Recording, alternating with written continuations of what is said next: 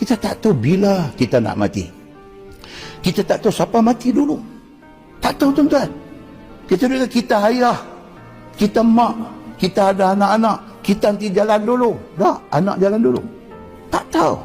Siapa punya turn nak mai dulu, tak tahu. Semua ni rahsia Allah Subhanahu wa ta'ala. Cuma kita kena prepare.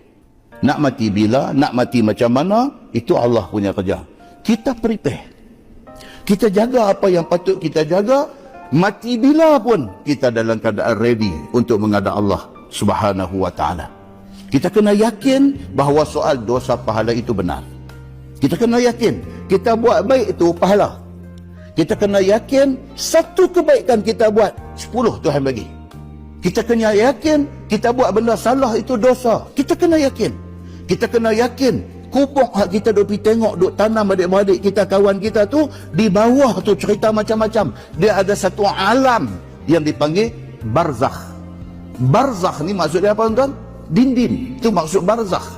Dinding. Dia mendindingkan kehidupan dunia dengan kehidupan akhirat. Kubur itu awwalu manazilil akhirah. Nabi kata itu adalah rumah yang pertama untuk alam akhirat. Kita masuk aja dalam tu, terputih kita dengan dunia. Terputih. Tidak ada komunikasi, tidak ada apa-apa lagi. Jaga, kita kena yakin bahawa ada munkar dan nakir nak tanya kita di dalam tu. Kita kena yakin bahawa itu benar. Kita kena yakin bahawa kubur boleh jadi tempat nikmat dan boleh jadi tempat azab. Kita kena yakin benda ni. Kerana itu benar. Kita kena yakin kata last sekali di sana esok ada syurga, ada neraka. Kita kena yakin tentang benda ni. Kalau kita ada keyakinan tentang benda ni, insya-Allah kita jadi orang baik. Kita tak berani buat benda salah. Kita tak berani buat benda dosa. Kita tak berani makan rasuah. Kita tak berani tipu orang.